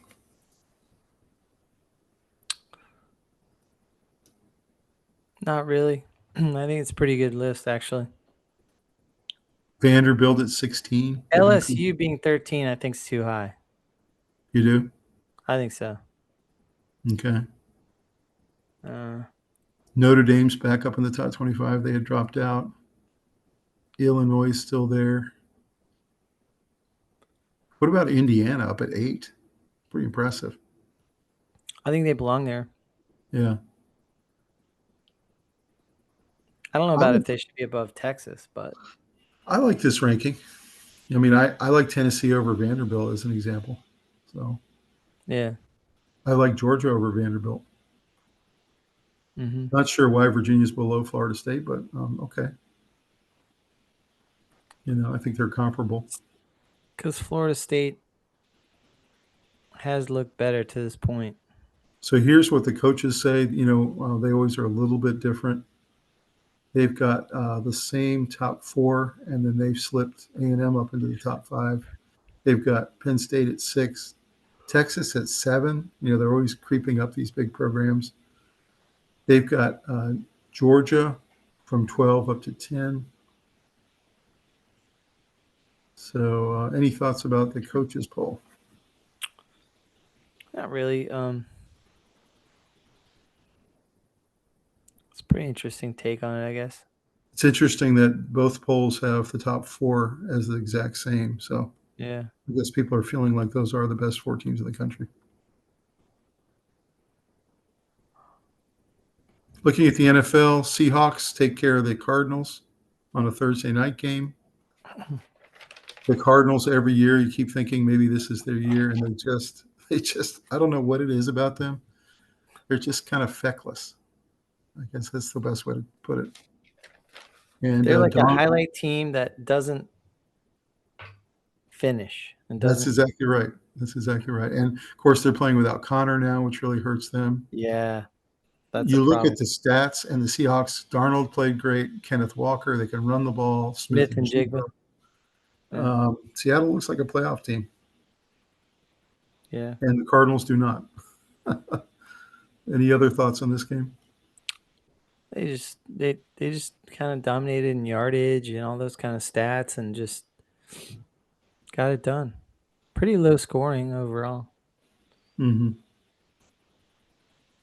Yeah, I think your characterization of the Cardinals is exactly correct. They're kind of like the highlights team that never wins. Yeah.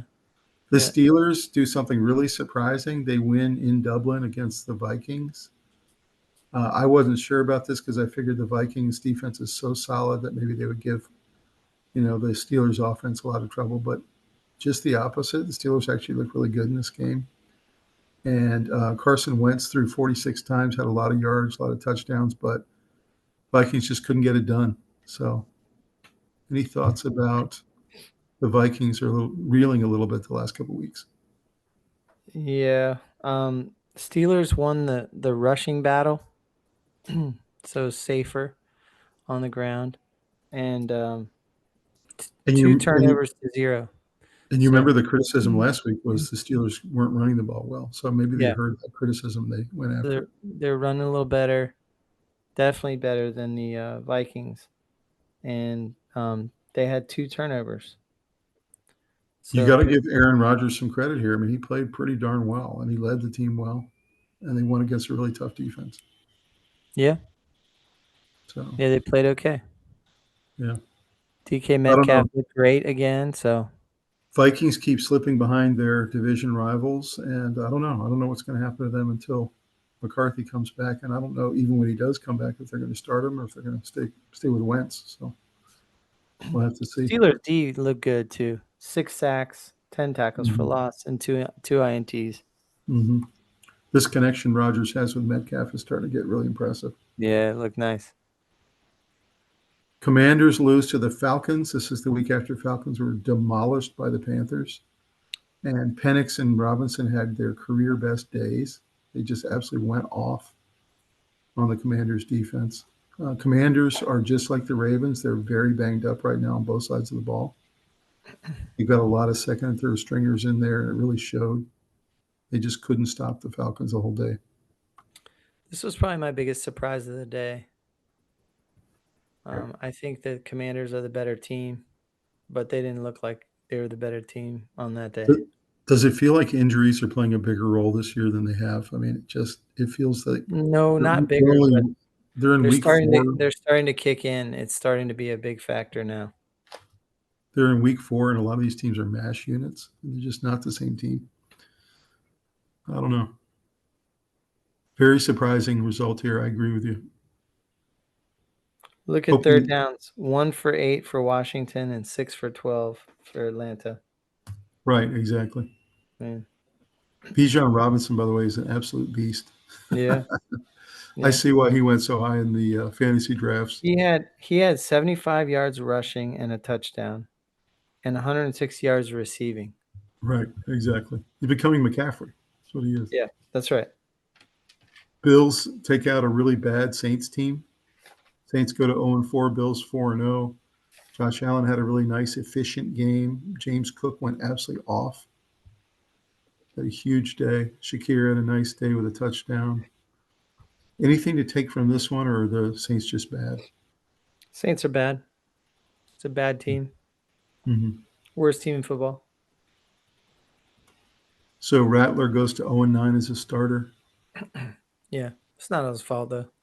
And they keep putting Tyler Show in the second half just to give him a little playing time because I guess you just kind of get him ready for when Thinking of the future.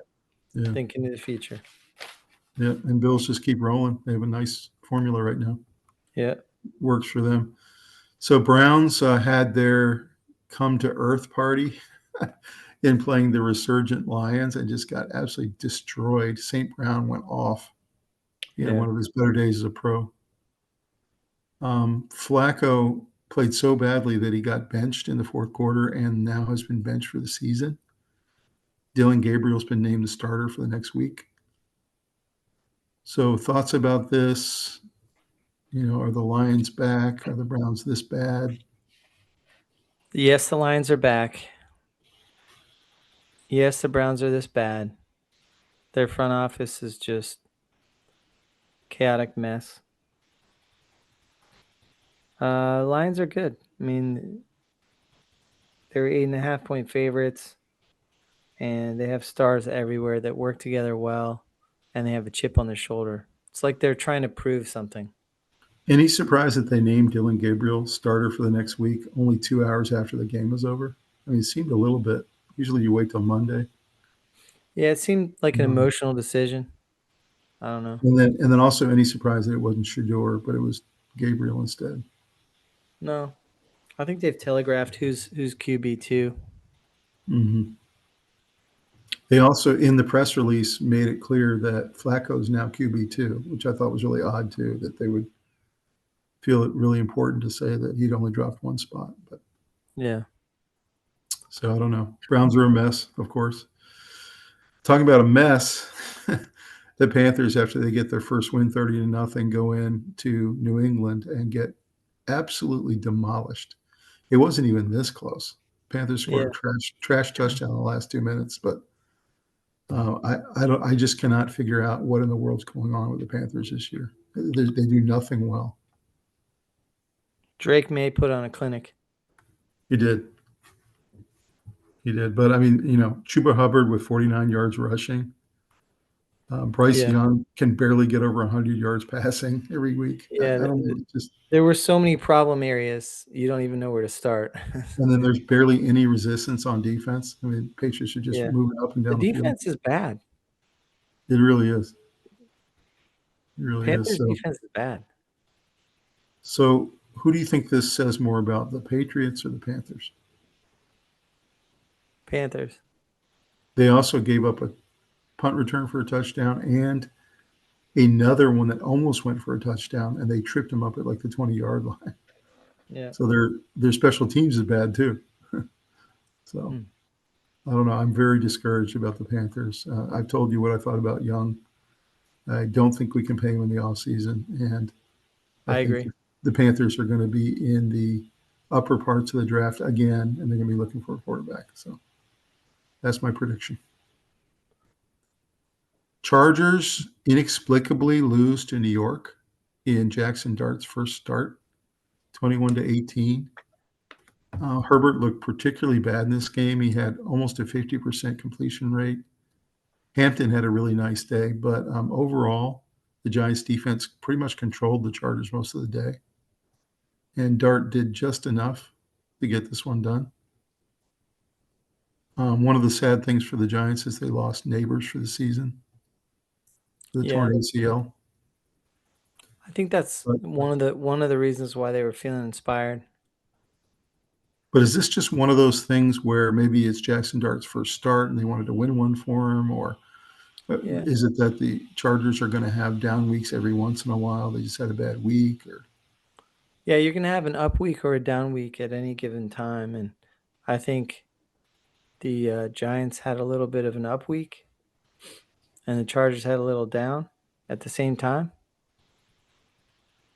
Mm-hmm. That's what it felt like. It felt like it was an emotional win. I know it meant a lot to Daboll. It meant a lot to Jackson Dart. Losing of Neighbors, though, over the long term of this season is really going to hurt them. They don't have a lot of weapons already. Big injury. It's a big problem. They already can't run the ball very well. So I did notice, though, Dart had a couple really nice runs and picked up some first downs with his legs. He's more athletic than I thought he was. Yeah. I agree. He's not Josh Allen, but he's pretty darn athletic. No, but he's kind of almost built like him. Yeah. He's big, strong, and tall. Mm-hmm. So I chalk this up to Herbert just had a bad night. That's the way I look at it. Yeah, it wasn't terrible. It wasn't impressive. Mm-hmm. So Eagles get it done against the Buccaneers. They did a fake tush push for a touchdown. That was a really cool play. I hadn't seen that yet. What a cool wrinkle off of that. Then they also had a special teams touchdown. They blocked another kick. Their special teams is just killing it right now. Yeah. The 49ers wish they had special teams like the Eagles have. The Buccaneers had a really nice comeback in the second half and looked like they might even pull it off. And Baker had the ball in his hands with 1:45 left, driving the field for the winning score and couldn't get it done.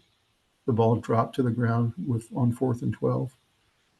So they couldn't do it this time. But thoughts about the Eagles kind of winning ugly? Well, they're winning without relying on their stars to have huge games. Bucks kind of had a rough start and then came back. So Eagles are physical, and I was thinking watching that last drive because they went into it with bonus coverage. You know, they do that. They flip over the last 2 minutes, bonus coverage. Yeah. And the Eagles had just scored, and they handed the ball to Baker with 1:45 left. And I was like, is he going to do this 4 weeks in a row? I was like, because he's just such a good late game performer, but couldn't get it done this time. So really good Buccaneers team, though. I think they're going to make the playoffs. They're going to win their division, and you may see this matchup again in the playoffs. It's very possible. So, yeah, a lot of good players on both sides there.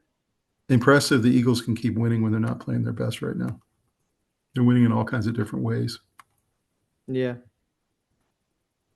So Titans look like the worst team in football.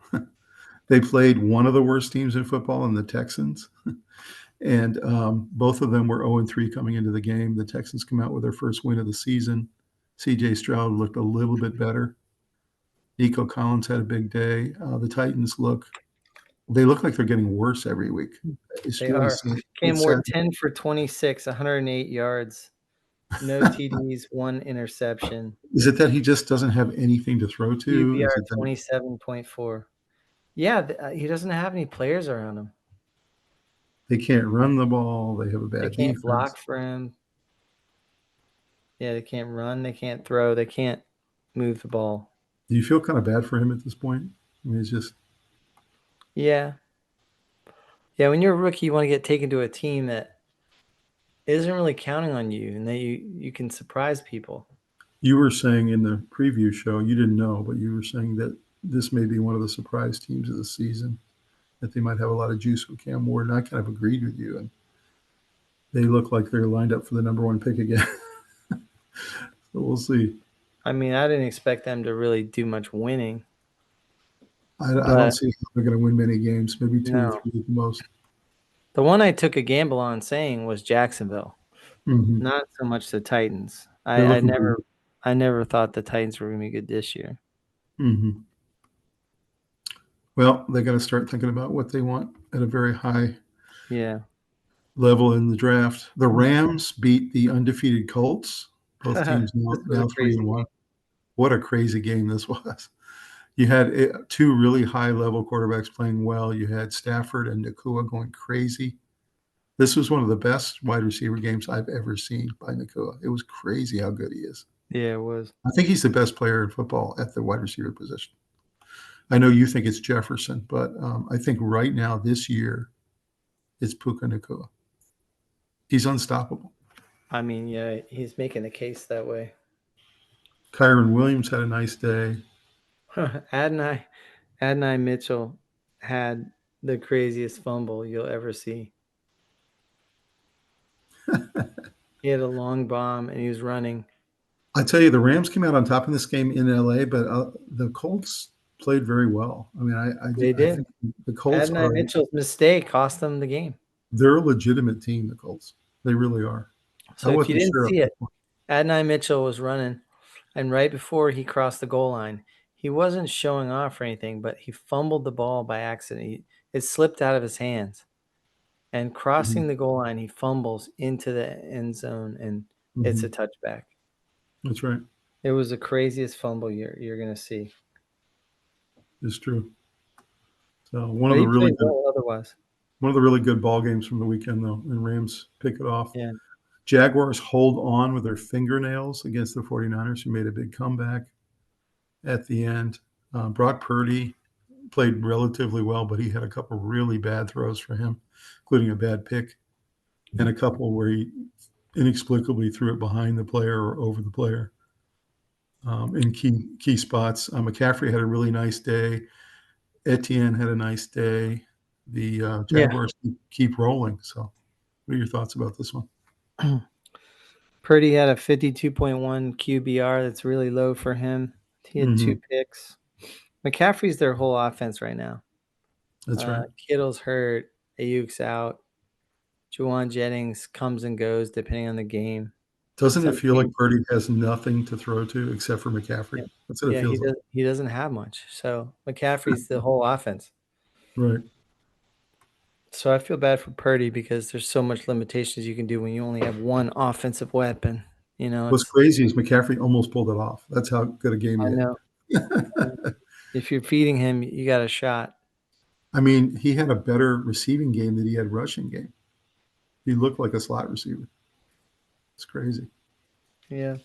So, the 49ers, in my opinion, I said this 3 weeks ago that I didn't think they're going anywhere because they're such a mash unit all the time. They're the second oldest roster in football. Well, that's the problem. The old veterans that are expensive keep getting hurt. So if they were out there performing and you were switching out your rookies, you'd be okay. That's right. So do you think if the 49ers can get back Kittle and can get back Ayuk, they can pull themselves together this year, or what are your thoughts? Or are they just Yeah, severely limited? I mean, I don't know. It's possible. Mm-hmm. Yeah, we'll see. Jaguars go to 3-1 and look like a really solid team this year. But I predicted the Jaguars would be better and that Trevor Lawrence would regain some confidence. So this game was one of the most devastating losses I've ever seen by a Super Bowl contender ever, because the Chiefs are the monkey on Lamar Jackson's back. Yeah. Have been for 6 or 7 years now. Mahomes always seems to get the better of him. And this game just wasn't close. I mean, the Ravens scored a trash touchdown at the end. They were getting absolutely demolished in this game. And Lamar Jackson goes out at the end of the third quarter, has a hamstring injury, and he's out 3 weeks now. Ravens dropped to 1-3 and are going to have to try to win with Cooper Rush. Xavier Worthy made a huge impact coming back off his injury. So what is your take on the Chiefs and the Ravens, where the two teams go from here? Well, Xavier Worthy looked good. I mean, 83 yards receiving, 38 rushing. He's participating in a lot of different elements of the offense. And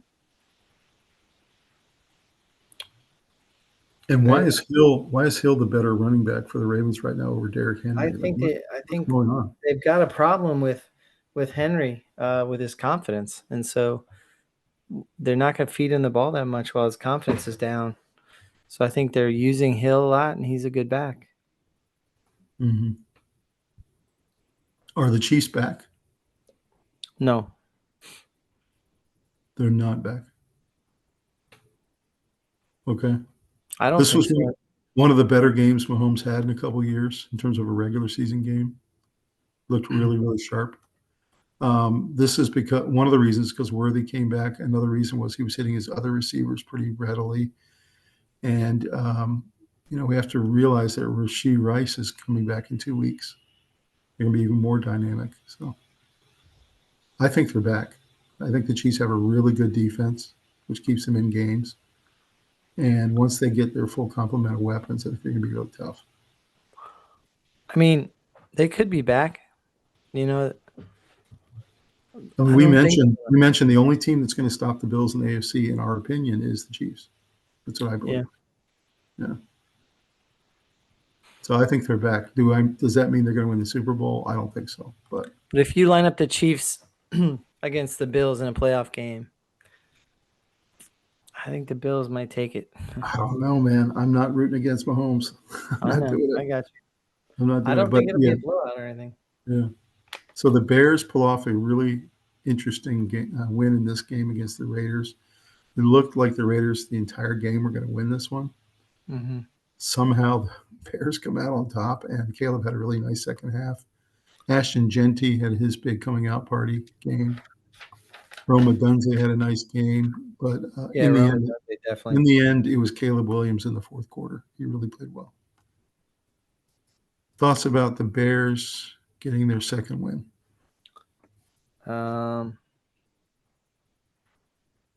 Caleb had a nice game. Decent. Ashton Genty had a nice game. 21 for 138 yards and a touchdown. And 2 touchdowns receiving. He was a weapon. Ashton Genty was a good pick. Fantastic. This was a phenomenal game. It just feels like the Raiders have a lot of good players, but they don't have a full roster. That's what it feels like, and you can tell that Pete Carroll knows that. He's the new coach there. He knows that he's in a rebuilding with the Raiders, and they have a lot of good players. They have some exciting players. Brock Bowers. They're just like 2 or 3 players away from being a real winning team, I think. Yeah. Including a quarterback away, by the way. I don't think Gino's playing very well. So Packers, Cowboys, this is the game you talked about earlier. What an insane game this was. Both quarterbacks just tore up the defenses. Insane. 40-all. CeeDee Lamb on the sideline, and the Cowboys score 40 points. George Pickens had a career day. Crazy. 124 yards, 2 touchdowns. Listen to this, Tom. couple stats that were yards 489 to 436, just like nonstop moving the ball. And red zone, Green Bay 5 for 6, Dallas 4 for 5. Mm-hmm. So a very good conversion percentage on red zone offense.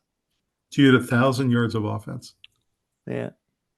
Yeah. And Jordan Love had a huge day. He was fantastic too. Right. He and Dak both played well.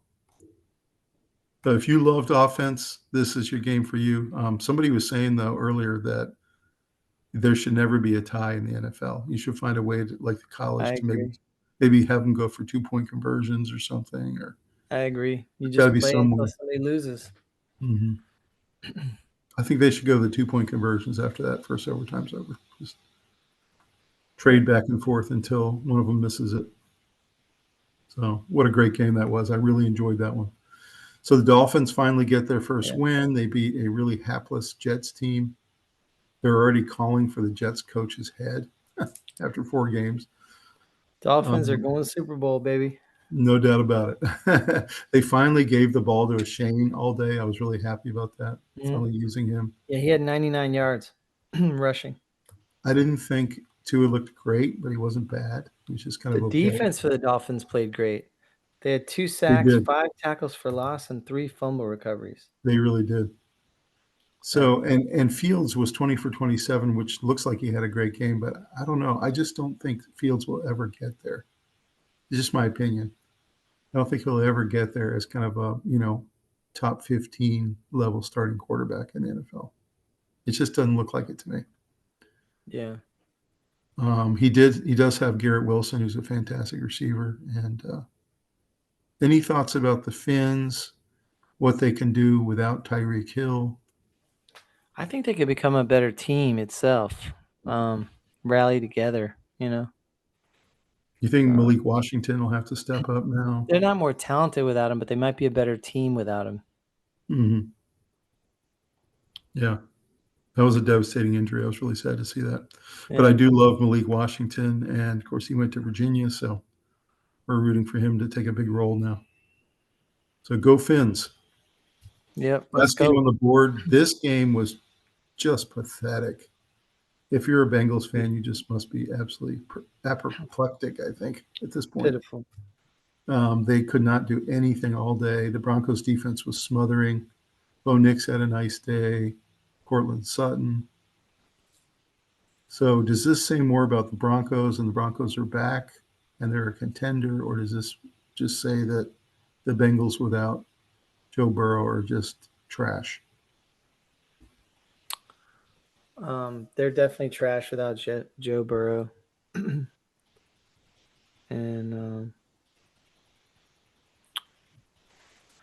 I don't know. I think that the Broncos have a lot of possibilities going forward. The future is pretty bright. There's some stinker games that are hard to explain, but I think they're a pretty good team, to be honest. Mm-hmm. Yeah, I think they're pretty good too. I think they're one of the top 3 or 4 in the AFC of all the teams I've seen this year. We were talking about how Bo Nix had a slow start to the season. He really did. He wasn't playing well those first couple weeks, but he really looked comfortable in this game. Had a couple really nice throws.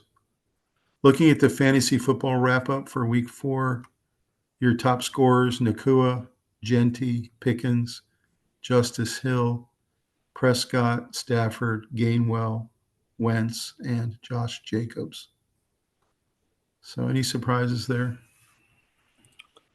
Justice Hill, maybe. Yeah, I'd say he's the biggest surprise there. I agree. And Gainwell. Gainwell has been just a role player for a long time. This is his best game in a long time for Pittsburgh. Yeah.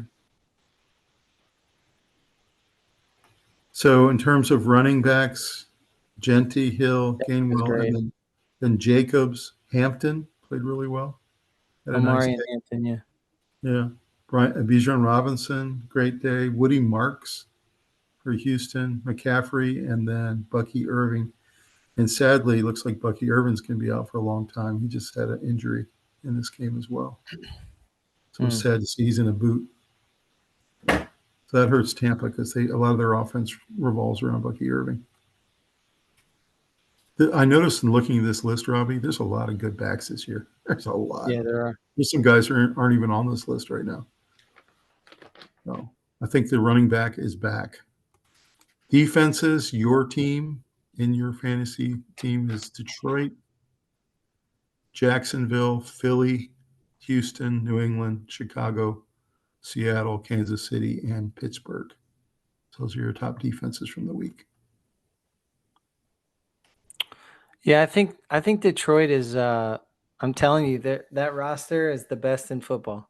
Mm-hmm. I think they're the best in football. You've been And touting them even when they were losing to the Packers. You're when they still lost to the touting them. Packers, I still said it's still You the did. best roster in football. You Could they 100% go on? did. Could they go on a spell of injuries again and lose? Yeah, but I think if they stay healthy, which is, I'd say more than 50% chance, then they're gonna be hard to beat. Well, guys, with the NFL game coming up tonight, make sure you set your fantasy lineups. So Yeah. these are the power rankings come out of week 4 into week 5.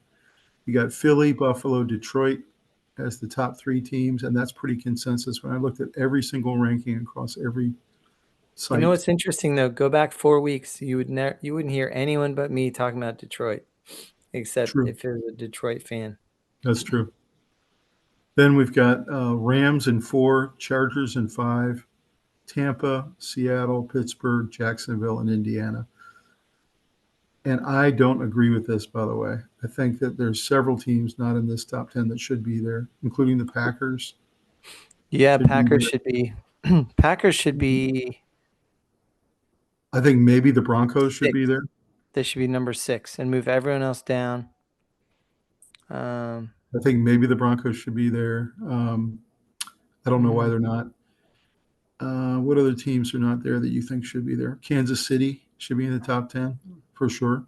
I put them around 10, 9 or 10. 9, 10, yeah. So a couple teams not here, but I have no problem with these top 5. I kind of agree with it, especially the top 3. Yeah. Here's our slate of games coming up. We got San Francisco, LA tonight. Minnesota takes on the Browns. Giants, Saints. Broncos, Eagles. That'll be a good one in Philadelphia. Yeah. Texans take on the Ravens, both desperate teams. Raiders, Colts. Cowboys, Jets. Dolphins, Panthers. I'm actually going to that game. I'm pretty excited about that, Robbie. Yeah, that'll be exciting. Your team against my team. The Bucks play the Seahawks. That's a really good game at 4:00. 2 playoff teams. Titans, Cardinals. Stinker. Lions take on the Bengals. That'll be a blowout. Oof.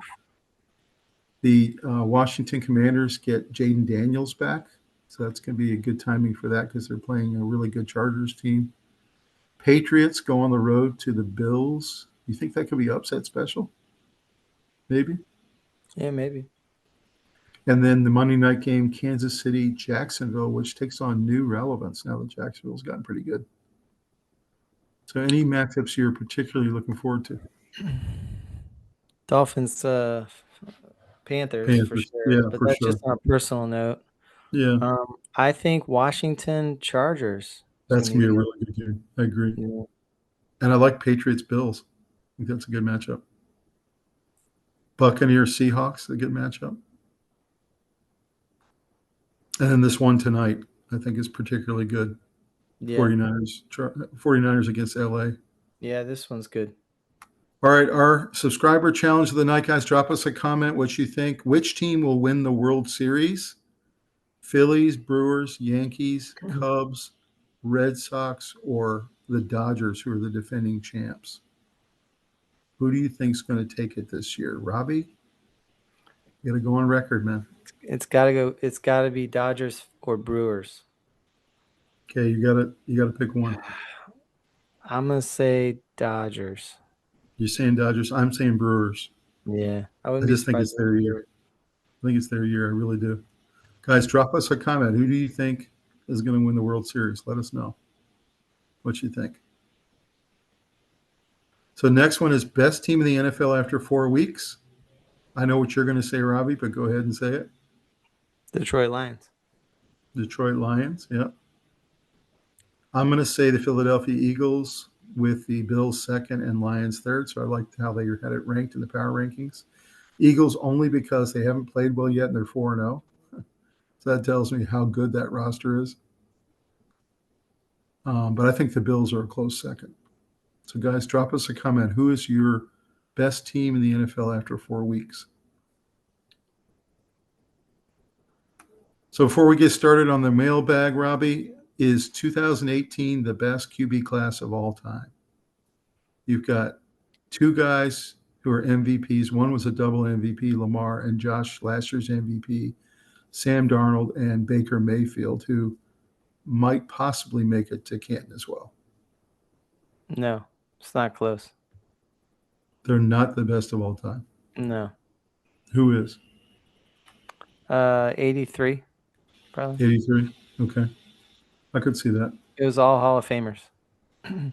Is this pretty close? It's one of the better ones, yeah.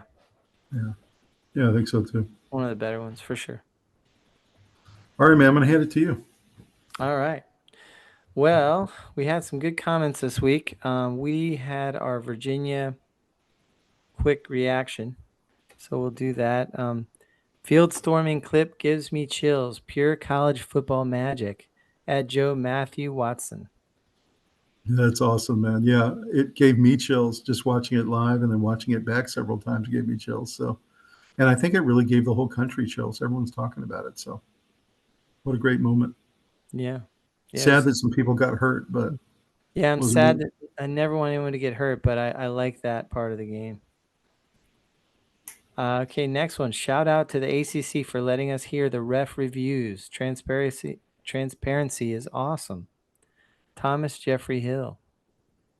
You know, I actually said that in the program. I talked about how impressed I was that the ACC was letting us into their deliberation process and what cool technology that we could actually watch the reason why they're making either, reverse or sustained decisions. So I agree with you, man. I think it's a great thing, and I hope all the leagues kind of adopt that process.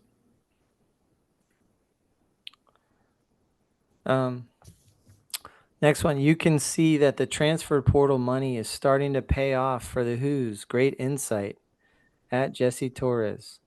So our point was that Virginia had risen in the ranks of NIL transfer portal spending, and so that was our comment, and this person was agreeing with that.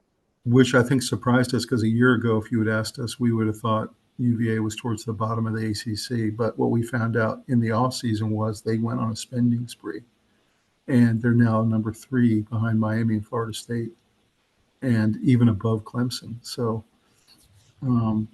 I agree. It is paying off clearly, because now you have a really competitive team. Mm-hmm. Next one. This feels like 10 years of frustration being released. As you said, an unforgettable night for Cavalier faithful. At Philip Joshua Watson. Philip, you have no idea how true that is. Rob and I are Cavalier fans, and whether it's 10 years of frustration or 20 years of frustration, it's a lot of frustration. What do you think, Robbie? Yeah, it's been a lot of frustration, and that's why people lost their minds like that. But I mean, look at the picture behind you here on the screen. These guys going crazy. Yeah, I know. And you know what? These guys work so hard. They really do. Yeah. And spring ball and summer camp. And I mean, they should be able to celebrate. Oh, yeah, of course. All right, last one. The analysis on FSU's thin front seven was really astute. Virginia exposed that weakness perfectly. At Roy Ramirez. Roy, thank you for saying that, because I was researching that across a bunch of different platforms before we recorded that night, and it was pretty obvious that they were very gassed in the second half, and they couldn't handle our rush. Yeah, there was a lot of guys with hands on their hips for them, for defensive Florida State. It's very true. But yeah, good comment. Thank you so much. Yeah. And that's the mailbag, everybody. Good pick, by the way. Well, Robbie, a fantastic week of sports again. And now we're right into it again tonight with LA 49ers and all the playoff games going And on. baseball is rocking. Baseball. We got hockey starting Tuesday night. Yep. So the hockey season's upon us, and NBA preseason's underway. You got college basketball is 3 weeks away. Yeah. So And what a time for sports. the town of Morrisville, Atlanta Braves are playing this weekend. So, And just selfishly for me and you, Cavalier fans, the University of Virginia Cavaliers play 14 sports in the fall, and men and women together are ranked in 12 out of the 14 right now. nice. That's remarkable if you think about Yeah, that how is. consistent that athletic department is Yeah. to be ranked in that many sports. Yeah. It's outstanding. So they say it's the Stanford of the East. So It's having high standards, and it's hard to see that sometimes when our football program is so down because everything else is excellent, and sometimes people look right past everything and all they see is football, and that's really missing a good story there. it's true. That's very true. Well, guys, thank you so much for joining tonight and liking our videos and subscribing to the channel, bringing a friend. And we can't do it without you. We thank you so much for going on the journey with us. Yeah, thanks for joining us and hanging with us and dropping comments. I know you had an enjoyable week of sports like we did. Hopefully, you got to enjoy a lot of games and action. Stay with it because it just keeps getting better and better as you start to see the haves and the have-nots shaking out in college. You got crazy parity in the pros at all times. A lot of it's driven by injuries. If you look at some of the teams that lost, that surprisingly lost to, they had somebody important go down. So, Especially in the NFL, it seems like the NFL has a lot more injuries yeah, right now that are affecting play. right. And then there's another team that the Giants got a win with losing their players. So actually, so did the Dolphins. So it was a confusing, cool weekend. Lots of good action. Can't wait to see what happens tonight going into the next weekend. So All those situations, I'm always fascinated to see how the team replaces the person. Like, will the Dolphins be a better team without Tyreek Hill or not? Who are the Ravens going to be able to beat with Cooper Rush? Who's the next guy to step up for Malik Neighbors, who is kind of irreplaceable? They don't have another guy like him. So yeah, they don't. I'm always curious to see. In the case of the Commanders, they had 2 games without Jaden. They went 1-1. So, That's what you're hoping for is maybe get 2 out of 3 or something. That's right. Thanks for joining us, everybody. Have a great one. We'll see you next time on the Sports Guys. Take care. Yeah.